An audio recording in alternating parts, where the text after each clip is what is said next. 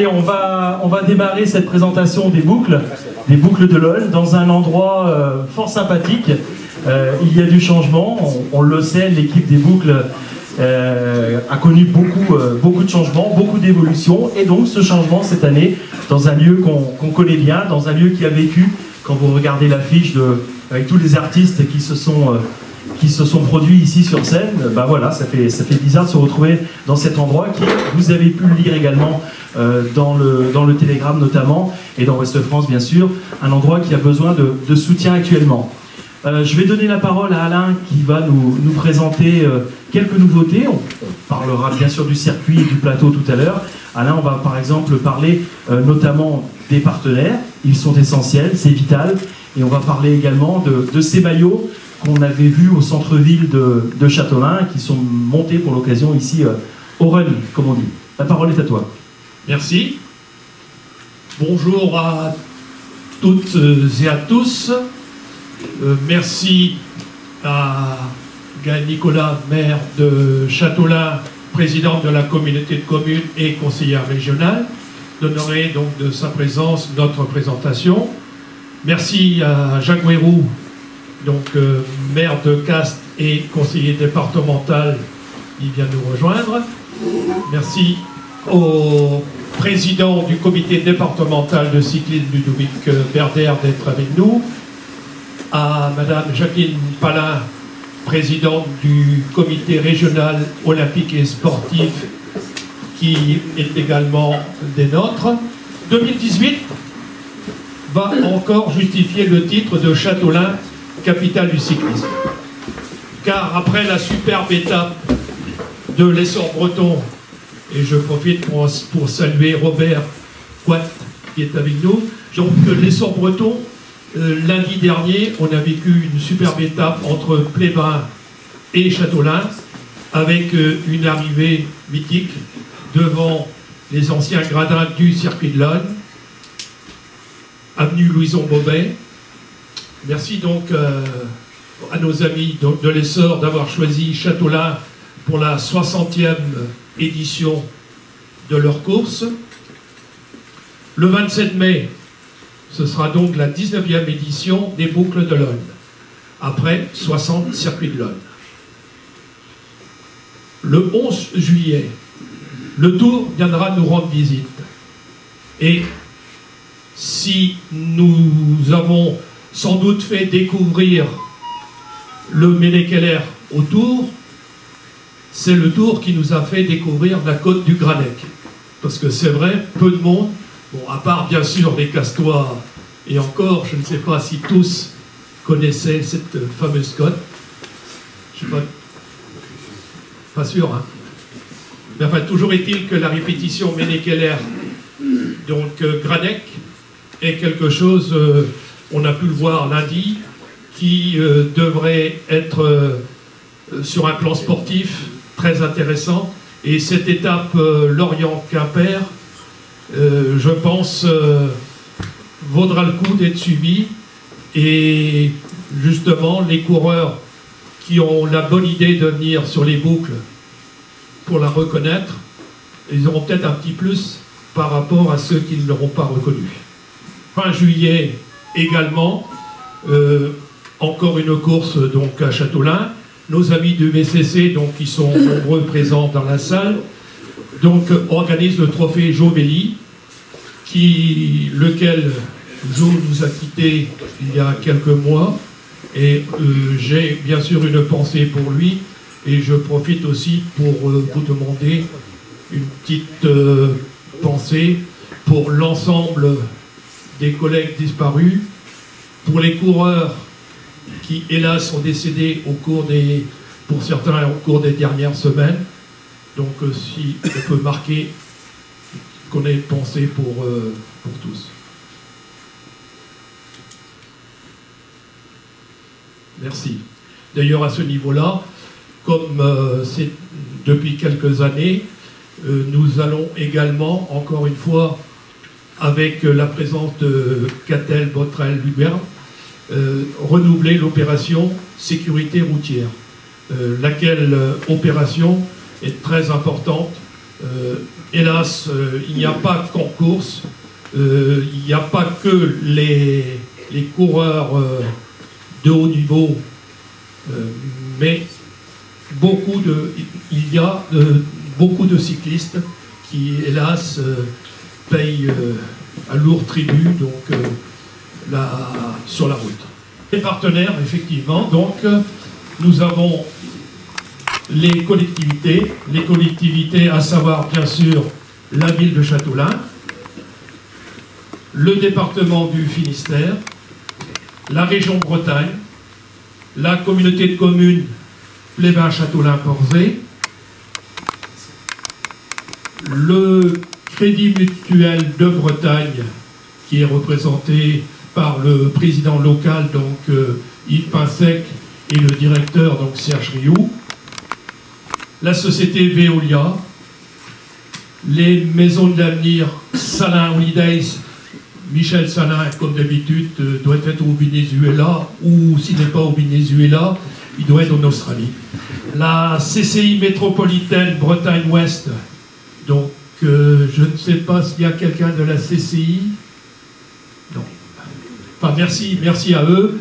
Merci notamment au président, au directeur Mériadec Lemouillour et la représentante locale, donc Madame Divers. On a bien sûr le centre Leclerc de Châteaulin, qui est partenaire, la société Arborlux, donc Jean-Guy Lefloc, laquelle société, vous pouvez voir, nous habille tous les membres du comité, va encore une fois aussi faire parvenir donc un t-shirt, oui, un t-shirt pour l'ensemble donc de nos bénévoles. La société Renault, Sylvain Fégard, de Claude Le Gall, je ne sais pas s'il est arrivé, il doit venir. Donc la société RSP, toujours fidèle. Bien sûr, les médias donc, à travers aussi l'union commerciale, c'est l'ensemble des partenaires, l'ensemble donc de ceux qui contribuent notamment à la réalisation de notre programme. Pierre Jean disait que je crois que cette année, on doit être autour de 150 partenaires, du plus petit niveau jusqu'à effectivement nos partenaires principaux. Et là aussi, on peut souligner le travail que les uns et les autres ont fait pour arriver à ce chiffre, et particulièrement, bien sûr, Pierre.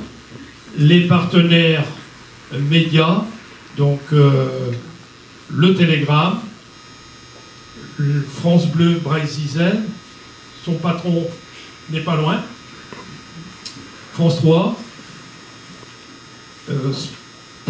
Sport Braise, patron est derrière, mais il cumule les casquettes. Et bien sûr, autrement, comme autres médias, c'est bien sûr Ouest France et Eurosport. Voilà. Oui, Eurosport qui, bien sûr, va faire un 26 minutes à l'issue de notre épreuve. Et je souligne aussi la présence de Sylvain Bozek, qui réalise des beaux reportages à chaque fois aussi sur notre course, et dont vous pourrez prendre connaissance après sur YouTube. La parole est à, non pas l'accusé, Yannick Botrel, pour parler. Yannick, un petit mot tout d'abord sur cette affiche, parce qu'on a été plusieurs à la trouver un petit peu bizarre, en se disant, dis donc, le gars il va faire deuxième, mais il a quand même un drapeau breton à la main. Et on s'est dit, c'est bidonné, et non. Et non, c'est pas bidonné du tout. Pour ceux qui ont assisté à l'arrivée l'année dernière, c'est l'arrivée donc de David Gaudu, qui fait deuxième, derrière son coéquipier Eking qui avait remporté l'épreuve. Et il était content aussi, lui, il a levé les bras. Et on voit derrière lui Laurent Pichon qui l'a déboîté, et il a eu le réflexe après d'aller prendre son guidon pour sauver sa deuxième place. Voilà, et pour le drapeau breton, c'est pas bidonné du tout, c'est tout simplement les spectateurs. Au milieu des spectateurs, il y avait un spectateur qui avait un grand mât avec un drapeau breton, et il était dans l'axe de la prise de vue du photographe, et le photographe qui s'appelle Viviane Nieto, que tu connais, qui a pris cette photo, et voilà, donc il n'y a pas de bidonnage, pas de montage, rien du tout. Et le fond de l'affiche est jaune, bien entendu, je vous explique pas pourquoi. Comme hier, finalement, à l'arrivée du Giro au sommet de l'Etna, juste à côté du sommet de l'Etna, où on apercevait évidemment un drapeau breton également.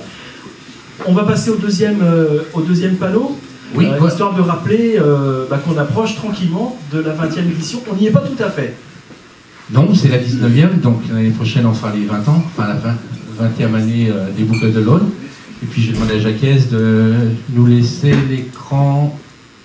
Voilà, c'est parfait. Vous avez assez de lumière Ça va le faire. Ça va le faire. Bon, donc les 19e boucles, je vous rappelle pas la date, c'est le 27 mai. C'est toujours une épreuve de l'UCI Europe Tour, donc de classe 1. Et cette année, c'est encore une manche de la Coupe de France. C'est la 10e manche de la Coupe de France de cyclisme professionnel, qui est donc l'épreuve de la Ligue nationale de cyclisme. Sans partenaire cette année, puisque jusqu'à l'an passé, on avait le PMU comme partenaire de la Coupe de France. Et ils sont passés à autre chose. Donc cette année, la Ligue a pris en charge complètement l'organisation de la Coupe de France. Alors voilà, donc le parcours. Jacques, si tu peux me remettre un peu de lumière, ce serait impeccable. Ah, formidable. On va passer au circuit avec effectivement des nouveautés. Alain l'a évoqué il y a quelques secondes. Bien évidemment, le Tour de France passera du côté de Châtelain. Il ne pouvait en être autrement. Et justement, on va parler de cette couleur jaune sur le plan déjà. Oui, voilà, donc on voit bien avec les logos Tour de France, c'est le tracé du Tour de France lorsqu'il va arriver à Châtelain. Il viendra donc de Gouézec, il descendra en ville, il ira jusqu'à la passerelle, puis il attaquera le Ménékeller, redescendra de l'autre côté du Ménékeller vers Quéménévin, puis ils reprendront à droite vers Castres, nouveau de Castres, puis après Porte-Richard, ils prendront à droite une petite route, toute petite route qui ne rend pas du tout, qui s'appelle le Granec, que personne ne connaissait jusqu'à présent, et que maintenant est célèbre dans le monde entier, puisque j'ai vu des Australiens passer récemment la veille du Tour du Finistère, donc ça commence à être vraiment très très connu. Et donc ensuite le Tour de France partira sur la gauche pour rejoindre Saint-Gildas et Castres, et alors que les coureurs des Boucles de l'Aulne prendront à droite pour repasser au sommet du Ménékeller. Mais alors, je vais rentrer dans le détail quand même. Voilà, on va rentrer dans le détail en disant tout d'abord qu'il y aura 5 grandes boucles de 17 km, voilà, 17,2 pour être précis. Voilà, donc comme les autres années, on fait le même départ, c'est-à-dire qu'on a la grande boucle, le circuit rouge et le circuit bleu ajouté. Donc on monte le Ménékeller jusqu'à 1 km du sommet. Donc là, c'est plus traditionnel, on va dire. Par contre, effectivement, la nouveauté, c'est écrit, c'est marqué dessus, voilà. La nouveauté 2018, c'est que vous avez voulu coller également au passage du Tour de France, et donc au site du Granec que tu évoquais tout à l'heure. Voilà, tout à fait. Donc on a fait, pareil, on va remonter aussi le Ménékeller jusqu'en haut 2 fois cette année. Mais je vais avoir un petit schéma qui va mieux vous expliquer les choses. On passera 2 fois au sommet du Ménékeller, puis une 3e fois à la sortie du Granec. Donc les spectateurs cette année en haut du Ménékeller verront la course 3 fois. Donc, le schéma avant de voir même quelques images. Voilà, donc si vous voulez, si on regarde le profil, voilà ce que ça va donner. Donc ils vont monter une première fois au Ménékeller, ils vont redescendre en ville jusqu'au rond-point de la passerelle. Ils ne passeront pas sur la ligne d'arrivée, ils remonteront tout de suite sur la gauche, l'épingle à cheveux, pour monter au Ménékeller une 2e fois, puis redescendre, monter le Granec et redescendre en ville pour rejoindre l'arrivée. Donc cette année, les coureurs ne passeront pas sur la ligne d'arrivée pendant 36 km 800. C'est un petit peu la nouveauté, quoi. On peut dire, Yannick, que alors si je calcule bien, ils auront déjà plus de 80 km dans les cuisses, dans les mollets. Oui, tout à fait. Donc on sera la mi-course, un peu plus, non, oui. Aussi un peu plus que la mi-course. Quand ils auront fini les 36 km, il restera 7 tours. 7 tours de 8 km. Voilà, c'est tout ce qui restera. D'accord, donc cette partie-là peut être totalement déterminante cette année. Absolument. Alors pour bien comprendre, voilà, je vous l'ai tracé ici. Donc la boucle de 36 km fera comme ça, donc c'est traditionnel, on redescend en ville sous préfecture, on remonte la Chapelle et puis ensuite on remonte une première fois le Ménékeller, on prendra à gauche comme l'année dernière, on redescend à Croix-à-Borne et là on est sur le parcours du Tour de France, on redescend en ville jusqu'à la passerelle et on remonte une deuxième fois le Méné-Keller. On file tout droit, on descend, on reprend la direction de Castres, on va monter le Granec, et on redescend une nouvelle fois pour rejoindre la ville. Voilà, donc le menu est un peu corsé. Ah oui, oui. Et le final ensuite sur un peu moins de circuit. Avant de parler du final, on va s'intéresser à un tournage de Michael Gilson, bien connu dans le monde du vélo, puisqu'il a travaillé avec le Big 2000. Il travaille également avec nos amis de Direct Vélo, le site sur le cyclisme français. Et il travaille également avec le Comité de Bretagne. Et c'est un fanat de vidéo. Et là, si Jacques peut bien cette fois éteindre la lumière, ce sera parfait. Donc vous laissez juste le temps de monter en haut. Juste, histoire de donner une minute à Jacques, vous avez eu des retours déjà de coureurs par rapport au parcours, des coureurs qui ont vu ce que vous leur aviez concocté, notamment sur cette grande boucle. C'est quoi les réactions? Les réactions, je vais dire qu'il suffit de voir ce qui s'est passé à l'Essor-Breton lundi dernier.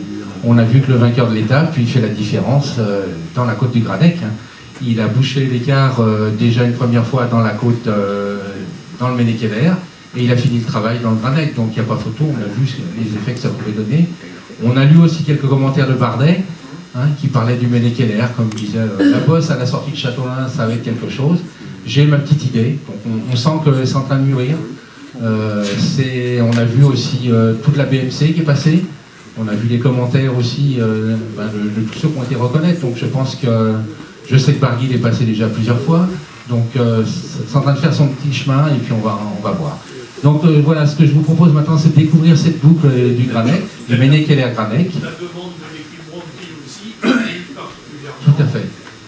Oui, c'est ça. Mais on va en parler tout à l'heure quand on va présenter les équipes. Donc voilà, donc je vous propose ce petit film.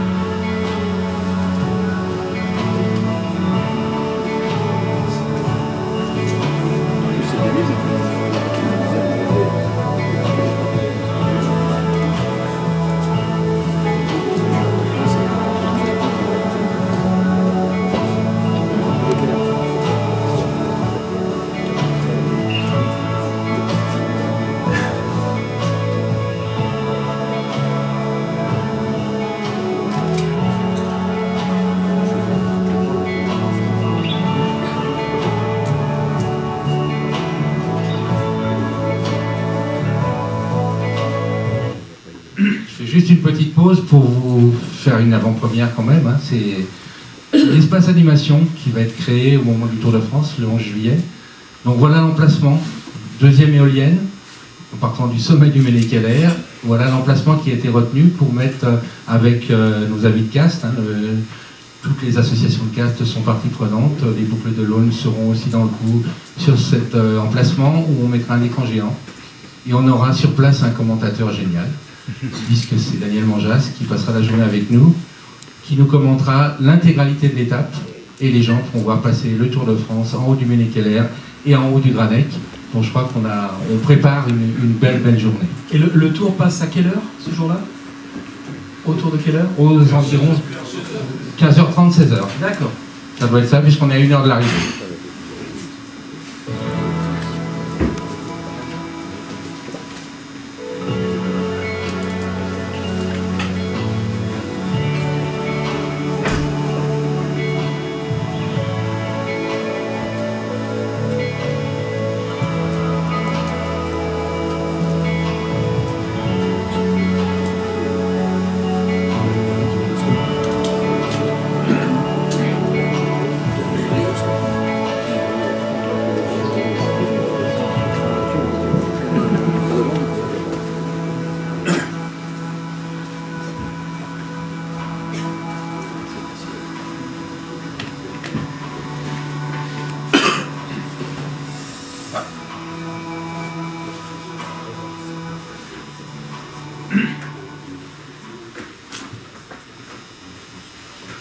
Voilà, vous savez tout désormais sur le Granec.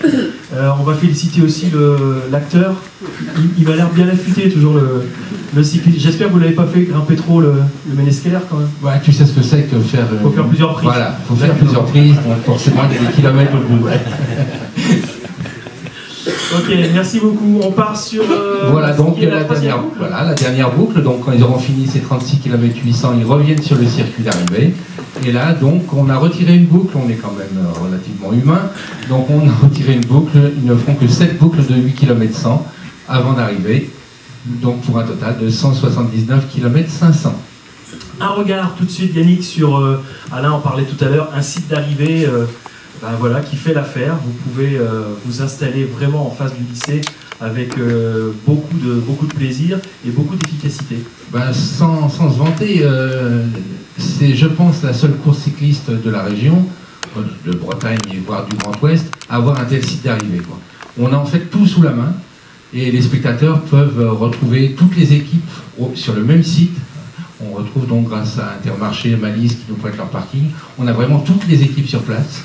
Ensuite, on a le lycée Saint-Louis qui nous met toutes ses infrastructures à disposition. On a le gymnase pour faire une permanence royale, je veux dire, puisque c'est quand même quelque chose, notre permanence. On a l'accueil des invités qui se fait dans des conditions parfaites. On a même la gare routière pour pouvoir faire circuler nos véhicules invités sans mettre en danger les spectateurs. On est vraiment dans d'excellentes conditions, les invités. Donc on a le sel sur tout le repas invité. On a tout ce qu'il faut, y compris les locaux pour le contrôle médical. Si besoin était, il y a largement ce qu'il faut dans le lycée. Le lycée d'ailleurs a aussi complété notre dispositif, je pense que c'était pour nous qui l'ont fait, avec une nouvelle grille qui permet de séparer justement l'entrée des véhicules tout en laissant la partie zone technique, on va dire comme ça, là où effectivement on peut aller un peu s'abreuver, et on sépare les deux choses. Merci encore au lycée. Est-ce que tu veux qu'on parle, voilà, de la boucle, le site? Voilà, donc on revient sur ce site, hein, puisqu'on vient d'en parler. Hein. Donc je vous rappelle, on a donc toute la partie officielle sur le gymnase du lycée Saint-Louis. On a la partie équipe sur les parkings Malice et Intermarché qui nous prêtent gracieusement leur parking. Et on a bien entendu toute la partie invitée qui se fait sur le lycée Saint-Louis. Et en vert, on retrouve aussi la salle de presse qui est aussi sur le lycée Saint-Louis. Donc vraiment, c'est un site exceptionnel et on a une chance inouïe d'avoir un tel site. C'est rare d'avoir ça sous la main, effectivement, dans une zone aussi courte, aussi petite. Allez, on va partir sur l'organisation. Le départ à 13h. Ouais, départ à 13h pour 112 coureurs, 179 km, un petit peu plus, 179 km 500. Le plateau, avec 16 équipes de 7 coureurs, vous le découvrez. Et justement, on va parler de cette nouveauté. Pourquoi 7 coureurs uniquement? Alors c'est la nouvelle réglementation UCI, tout simplement. Hein. Ils ont réduit les pelotons. Alors l'argument avancé, c'est une question de sécurité. Il y a moins de coureurs sur les routes, y compris pour le Tour de France, hein, Tour de France, Tour d'Italie, Tour d'Espagne. Eux qui avaient 9 coureurs n'ont plus le droit qu'à 8 coureurs maintenant. Hein. Et les épreuves de notre niveau, c'est passé de 8 coureurs à 7 coureurs. Est-ce qu'on peut considérer que ça peut dynamiser la course également? Ben forcément, puisque ça fait quand même un équipier de moins pour aller rouler, s'il y a besoin. Donc forcément, ça dynamise les courses. C'est obligatoire. 10 équipes françaises, on va rentrer dans le détail. 6 équipes étrangères. Et Yannick, Alain, j'ai quand même l'impression que le niveau est plus élevé cette année. Ben oui, voilà l'explication. Hein, donc on a cette année 2 UCI Pro Team, donc c'est les 2 françaises. Et on a 9 Continental Pro UCI. C'est là la grande nouveauté. L'année dernière. Voilà. L'année dernière, on avait 5 Continental Pro UCI. Pour ceux qui sont pas vraiment à l'aise avec ces dénominations, on va dire que l'UCI Pro Team, c'est la première division. Hein, les Continental Pro UCI, la 2e division. Et les Continental, la 3e division. L'année dernière, nous n'avions que 5 Continental Pro, 5 équipes de 2e division. Cette année, on passe à 9. Donc forcément, le niveau sportif va être supérieur, largement supérieur. On continue avec le détail des 10 équipes françaises, 10 formations évidemment qu'on connaît bien, avec forcément les plus grosses écuries. Alors je te laisse la parole, hein, Gurvan, puisque tu as la proposition de l'équipe. AG2R, la mondiale. Ah oui, alors là, tu sais, les années passent et je sens que je commence à avoir les bras trop courts. Vous moquez vous de moi. Écoutez, nous avons dans cette équipe que je découvre, nous avons notamment Tony Galopin, bien connu et qui devrait se retrouver sur un terrain à sa convenance ici. Nous avons le solide, alors lui je suis pas certain qu'il soit autant à son aise, mais Alexis Goujard aime bien les courses de Coupe de France, tout comme Samuel Dumoulin. Si on n'en parle pas ici, on n'en parle pas beaucoup. 2 vainqueurs des Beaux. 2 anciens vainqueurs des Beaux. 2 anciens vainqueurs. Et puis à leur côté, nous aurons par exemple Rudy Barbier, Clément Chevrier, ou encore, j'en ai oublié, ouais, Bagdenas également. Julien Duval. Et Julien Duval. Voilà, donc c'est une équipe solide. Parmi les remplaçants, on trouve également du solide avec notamment le breton Cyril Gauthier et Alexis Villarmeau. Voilà, et pour Tony Galopin, c'est une évidence, il l'a dit, il vient à Châteaulin pour reconnaître l'étape du Tour, c'est une évidence, et il vient avec des grosses ambitions parce qu'il pense que c'est une course qui peut lui convenir. Voilà. AG2R mondiale. On continue avec celle qui s'appelait la Française des Jeux, la FDJ, FDJ.fr, Groupama FDJ désormais, l'équipe du Mayennais Marc Madio, ou des frères Madio, avec là également Yannick du solide, et notamment des Bretons. Ben oui, des Bretons, et pas n'importe lesquels, puisque notamment Olivier Legac, on se souvient de l'ancien champion du monde junior, Olivier Legac qui avait couru à Châteaulin avec son maillot de champion du monde. Absolument. Et qui avait gagné. Et qui avait gagné. C'était le Grand Prix des commerçants, ouais. Hein, dans l'arrivée à Aston-Gargarin. Il y aura un autre breton à ses côtés, et ça va faire plaisir à tous les Finistériens. C'est un néo-pro, mais quel néo-pro? Eh oui, c'est Valentin Madouas, hein, donc qui a été champion de France amateur et qui a fait une entrée tonitruante, hein, chez les professionnels, puisqu'on l'a vu tout de suite à l'aise. Notamment en Italie. En Italie, j'allais y venir, ouais, c'est la Strade Bianche, où on a vu du Valentin, c'est la course de plus haut niveau qui existe en Italie en classique, sur des routes empierrées, et on a vu notre Valentin pratiquement jusqu'au bout avec les meilleurs, et il doit faire un top 20 quand même à l'arrivée. Ah oui, est-ce que tu connais celui qui l'a formé? Oui, je crois connaître quelqu'un qui le connaît bien, qui a contribué à l'éclosion du jeune talent, monsieur Yannick Botrel. Oui, j'ai eu ce plaisir de travailler avec Valentin, de travailler avec Olivier, donc ouais, c'est des bons souvenirs. C'est des gars que tu connais bien. Oui, alors, à leur côté, nous aurons d'autres coureurs bien connus, comme Arthur Bichot ou Léo Vincent, et puis Bruno Armirail également, et parmi les remplaçants, nous aurons le coureur, j'allais dire le gamin, c'est presque ça, le gamin qui avait fait l'année dernière, qui est sur l'affiche. Il s'agit du Nordilésien David Godu. Oui, et on peut peut-être rajouter d'ailleurs Michael Delage et David Chimolai qui font partie du train d'Arnaud Desmar. Si on rajoute sur les grosses épreuves. Sur les grosses épreuves. Voilà, et on rappelle, Arthur Vichot était quand même 2 fois champion de France professionnel. Allez, on continue avec la Cofidis. La Cofidis, l'équipe nordiste Cofidis Solutions Crédit, écoutez, on les a vus très en vue ces derniers jours, ces dernières heures, notamment du côté des 4 jours de Dunkerque, avec leur sprinter qu'on n'avait pas vu beaucoup, Bouhanni, on n'avait pas vu beaucoup depuis le début de la saison. Il semble revenir. Alors, bien évidemment, il ne sera pas à Châtelain, mais c'est une solide équipe menée par un Breton qui a fait l'an passé une très très belle saison. Il le dit lui-même d'ailleurs, c'est sa plus belle saison.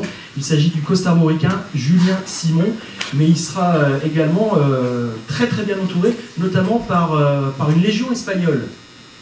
Voilà, mais c'est un petit peu comme d'habitude à Châtelain, c'est une bonne ossature de Tour de France en fait, que nous envoie Cofidis chaque année.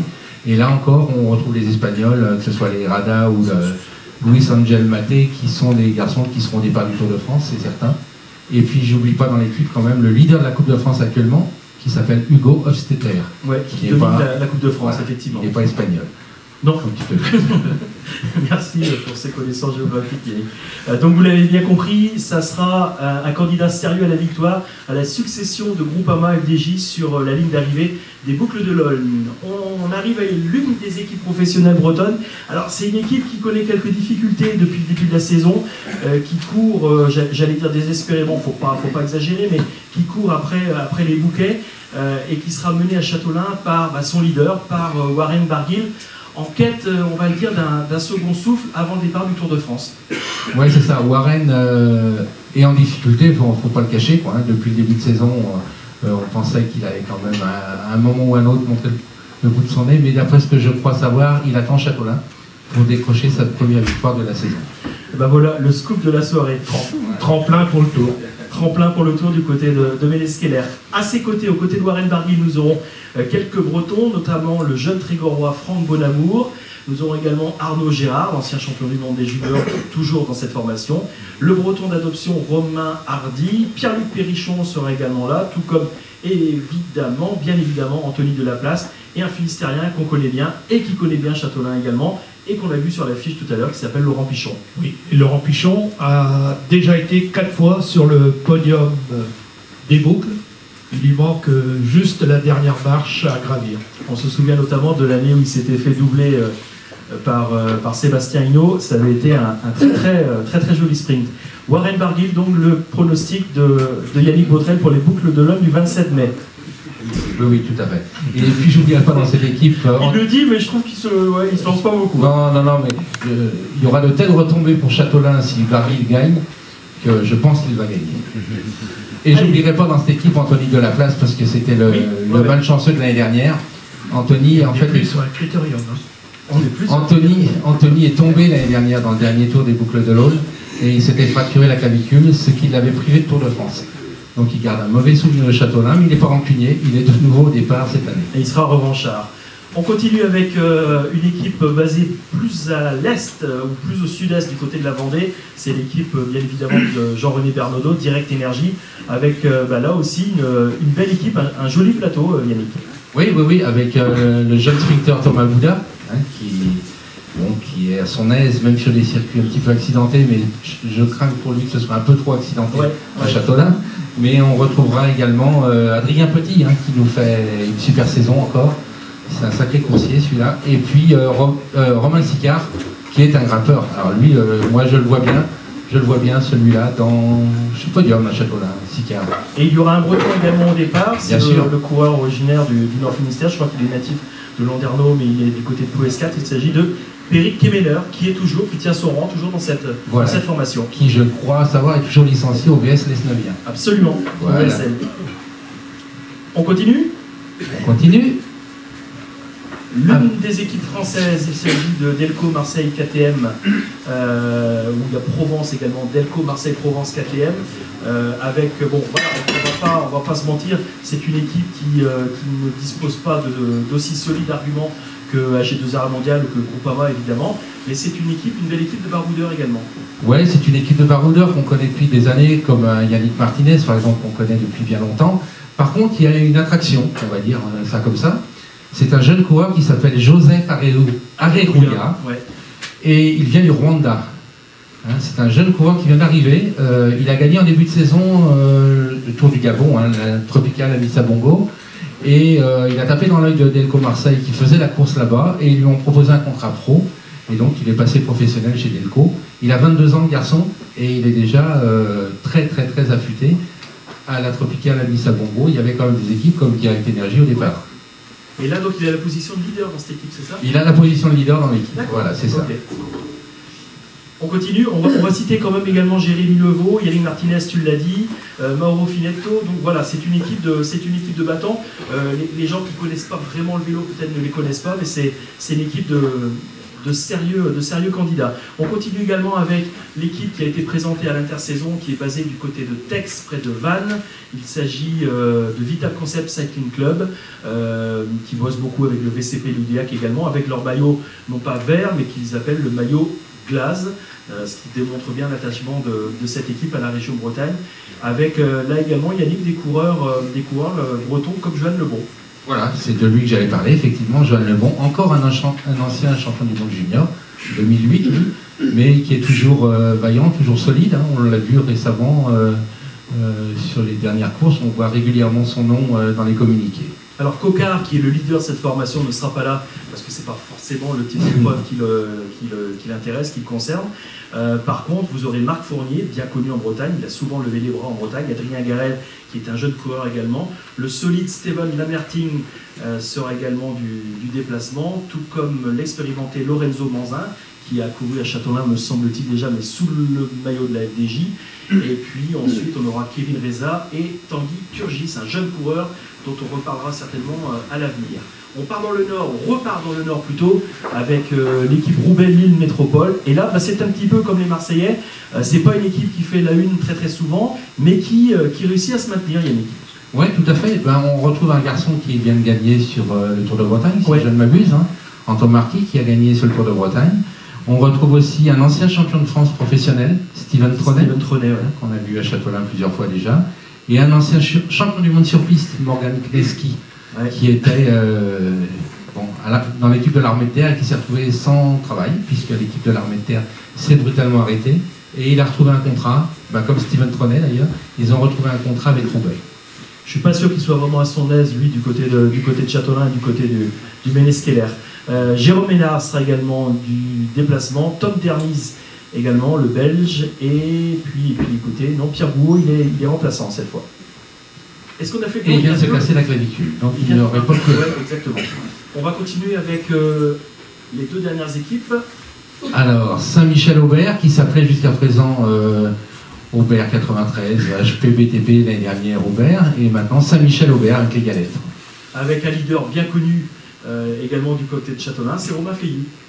Voilà, Romain Feillu, 2 fois vainqueur à Châteaulin, le seul à l'avoir fait. Ah non, j'allais dire une bêtise. Donc en 2007-2008. Hein. Oui, Benetto a gagné. Voilà, c'est pour ça. Tout d'un coup, ça est revenu. Donc 2007-2008 et Benetto, c'était avant. Un Estonien également. Qui a gagné à Châteaulin aussi. Châteaulin. Allo Jacquin, qui avait gagné en 2015. Kevin Lequinf, Guillaume Levarlet, Anthony Maldonado. Guillaume Levarlet, qui est le champion de France amateur 2017. Qui avait succédé à Valentin Madouas. Fabien Morlaix, qu'on a vu notamment sur les routes de la Sport Race l'année dernière, et Damien Touzedo. Voilà, là, et parmi les remplaçants, quelqu'un qu'on connaît bien ici dans la région, c'est Camille Tominet. Ah oui, Camille, c'est un ancien coureur du Ligue 2000, bien sûr, donc bien sûr Camille, on le connaît bien. C'est trop facile. Allez, on continue. L'équipe de France Espoir. Alors ça, forcément, les supporters châtellinois vont être aux anges, car il y aura dans cette équipe de France, il y aura deux nouveaux dans cette équipe de France, un châtellinois. Oui, Thibaut Garnalec, qu'on a vu déjà l'année dernière sur le maillot de l'équipe de France Espoir, et qui revient en chef de file, et je pense qu'il va pouvoir leur expliquer avant le départ, c'est lui qui fera le briefing, pour expliquer les difficultés du parcours. Il habite à 300 mètres du départ. Et de l'arrivée.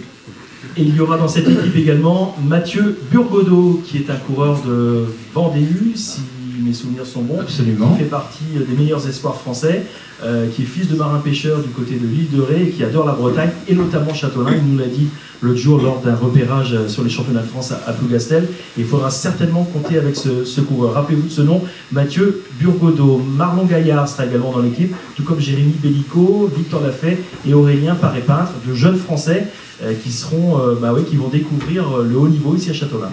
Oui, mais on peut d'ailleurs souligner qu'au sein de l'équipe de France Espoir, qui depuis déjà 4-5 ans est présente donc sur les boucles, on a trouvé à l'époque Warren Barguil déjà, on a trouvé Valentin Madouas déjà cité, et l'an passé, donc il y avait Godefroy, qui est aujourd'hui champion du monde espoir, qui est devenu champion du monde à Bergen. Eh bien écoutez, voilà, les 10 équipes françaises sont sous vos yeux. Bien évidemment, vous découvrirez les listes dans les journaux et sur les sites internet. On va passer maintenant aux équipes étrangères. Avec Alain l'a évoqué rapidement tout à l'heure, une équipe Wanty Groupe Gobert, une équipe belge, qui souhaitait venir sur les boucles. Oui, cette équipe-là, on ne l'avait pas invitée en fait, parce qu'on pensait que ça n'allait pas les intéresser. Il faut savoir qu'en même temps, il y a le Tour de Belgique. Donc on s'est dit qu'une équipe belge fait le Tour de Belgique forcément.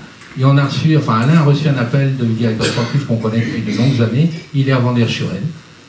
Oui, donc je reçois un mail de Hilaire qui me dit je veux venir chez toi et avec une équipe autour de Guillaume Martin. Qu'est-ce que je lui réponds? Je parie que tu as dit oui, puisqu'il porte le dossard.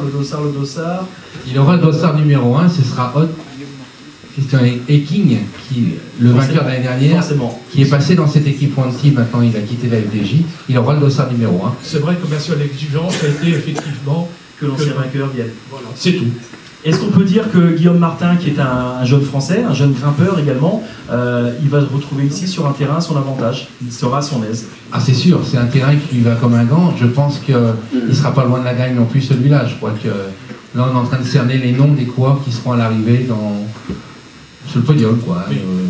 Mais je dirais que lui, il peut gagner à Châteaulin, mais il a le droit de regagner le 11 juillet, à Quimper cette fois-là.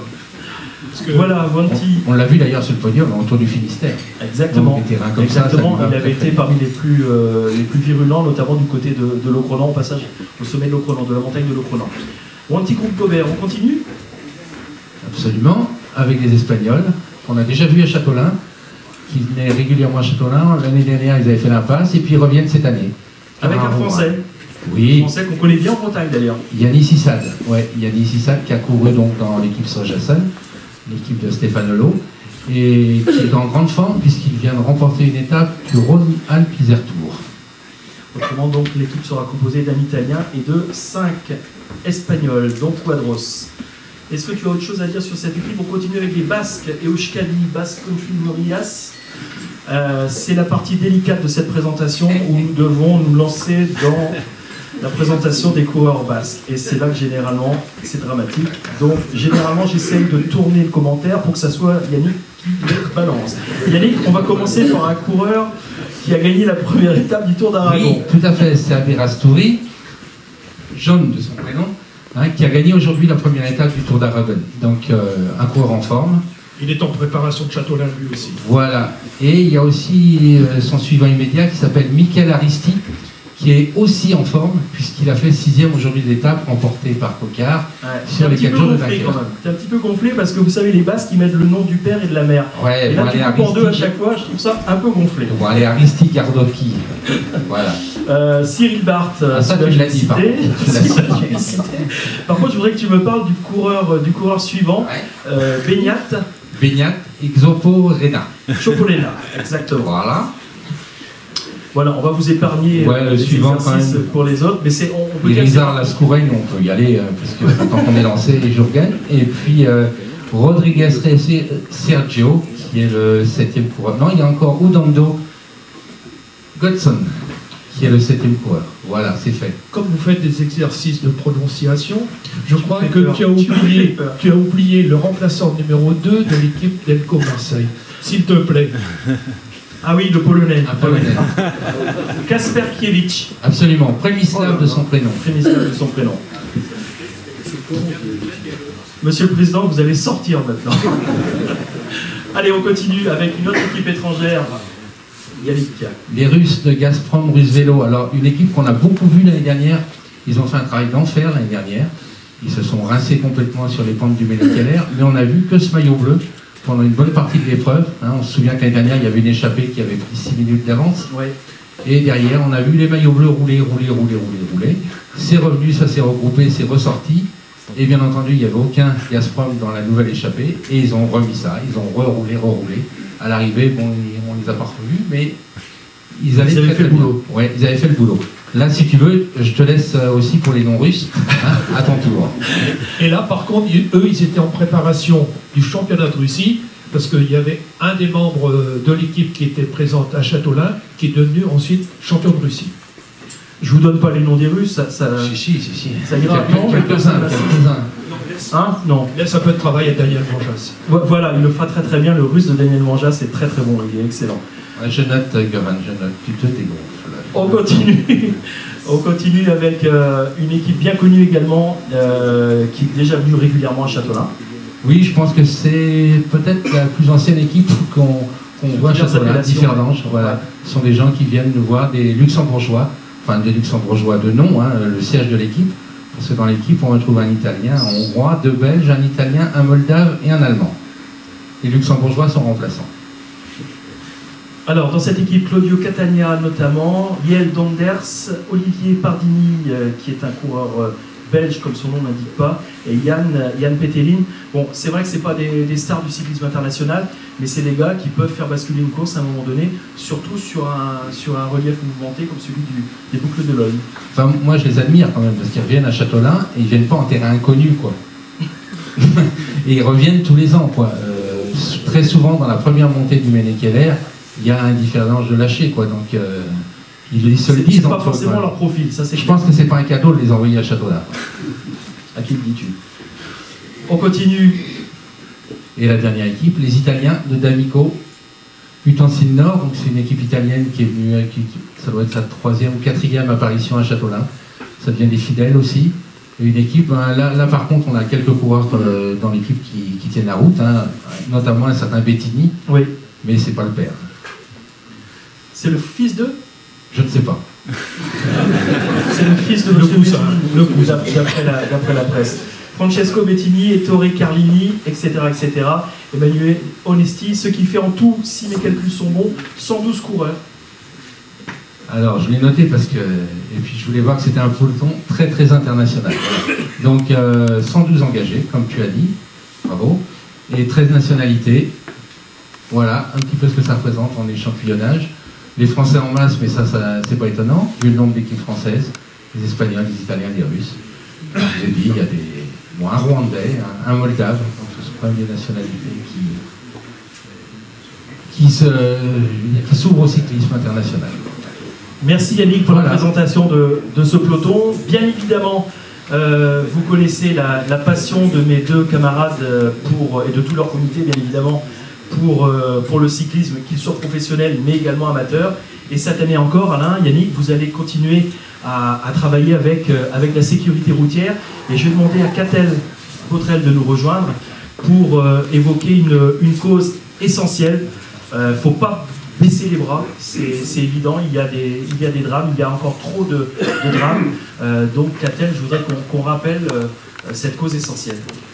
Alors j'espère qu'un jour j'aurai pu le rappeler, effectivement, parce que ça voudra dire qu'on a réussi notre lutte contre l'insécurité routière et que, comme le disait Alain en début de présentation, que les cyclistes ne payent plus un lourd tribut à ces accidents, parce que malheureusement pour nous les cyclistes c'est un public vulnérable, c'est un public qui n'a pas de carrosserie à part son casque. Donc surtout, même si depuis l'an dernier le casque est obligatoire pour les enfants de moins de 12 ans, le casque est le seul équipement de sécurité qu'un cycliste peut porter sur lui, donc c'est vraiment un équipement indispensable. Pour autant, malheureusement, tous les ans, on déplore des accidents graves et des accidents mortels. Juste quelques chiffres, le nombre de tués cyclistes chaque année sur les routes de France, c'est 150. Donc c'est loin d'être neutre, c'est 5000 blessés Au niveau de la région Bretagne, c'est 8 décès par an. Donc c'est vrai que l'an dernier, je disais que c'était une équipe présente sur les boucles de l'Aulne. Là maintenant, on est passé à 7, mais j'aimerais bien effectivement qu'on passe à 7 tués. Ça veut dire qu'on aura au moins épargné une vie. Et c'est plus de 150 blessés sur les cyclistes malheureusement percutés par un véhicule. Alors quand on dit ça, on a souvent tendance à nous dire les cyclistes aussi peuvent être en faute. C'est vrai, mais le seul message que nous on essaye de faire passer au niveau de la sécurité routière, c'est pas de dire c'est lui ou c'est pas lui, c'est la faute d'un tel ou d'un tel, c'est surtout le partage de la route. Parce que là on vous a présenté une superbe épreuve où les cyclistes peuvent pratiquer effectivement leur sport ou leur métier en toute sécurité. Tout est organisé, tout est prévu. Il n'y aura pas de voiture en contresens. Tout le monde peut pratiquer son sport comme il le souhaite. Mais avant de réussir à faire ce genre de course, il y a des heures et des heures passées sur le vélo, tout seul ou en groupe. Mais je dirais en circulation libre. Donc avec parfois effectivement des voitures qui nous frôlent, des poids lourds qui nous frôlent. Et pour le coup, certains d'entre vous l'ont effectivement vécu, ça. Et quand un poids lourd, on sent le souffle du poids lourd nous passer à côté et que notre vélo, effectivement, change un tout petit peu de trajectoire, on se dit qu'on l'a échappé belle. Et parfois, malheureusement, certains cyclistes n'ont pas le choix et finissent à terre. Pour le coup, on a encore régulièrement des anecdotes, et j'en ai eu encore récemment, de cyclistes qui nous disent que la voiture voit le cycliste tomber, mais pour autant le conducteur continue sa route, il ne s'arrêtera pas. Et le cycliste devra rentrer par ses propres moyens, voire appeler les secours, parce qu'il ne sera pas en capacité de rentrer. Donc c'est ça le quotidien du cycliste aussi, avant de pratiquer toutes ces superbes courses. Et si nous, parents, on veut avoir la joie et le plaisir de voir nos enfants pouvoir pratiquer ce magnifique sport, il faut qu'on continue à travailler là-dessus. Il faut qu'on fasse passer le message que la route, elle se partage, qu'il y a simplement des petits conseils de sécurité à faire passer aux uns et aux autres. Donc les cyclistes portent à minima leur casque pour se protéger, mais les automobilistes respectent les distances de sécurité, et c'est ce message-là qu'on veut faire passer. Donc je le rappelle, 1,50 m hors agglomération pour doubler un cycliste, et aujourd'hui, un automobiliste a le droit de chevaucher la ligne blanche continue. On n'est pas obligé de frôler le cycliste, et ça c'est important. On peut chevaucher la ligne blanche, il n'y a aucun souci là-dessus. Et 1 mètre en agglomération. Donc voilà, c'est des petits messages qu'on souhaite faire passer. Alors cette année, on l'a dit depuis le début de la présentation, il y aura beaucoup d'épreuves cyclistes, et notamment le Tour de France le 11 juillet. Donc nous, on ne fera pas un stand physique comme on faisait les autres années sur les boucles de l'Aulne. Par contre, régulièrement, on va repasser le visuel, et on utilisera différents supports de communication pour passer ces messages de sécurité. Par contre, on sera présent au niveau du Ménékeller le 11 juillet pour une animation autour de la sécurité routière, et bien sûr à l'arrivée à Quimper également avec une animation, puisque ce dispositif La route se partage est présent sur la totalité du Tour de France. Donc pendant les 3 semaines, en permanence, tous ces messages seront relayés, et je remercie effectivement les boucles de l'Aulne de nous permettre de relayer ces messages de sécurité qui effectivement sont essentiels, mais j'espère qu'un jour je pourrai juste venir voir la course sans avoir besoin de passer ces messages. Merci. Merci Gaëlle.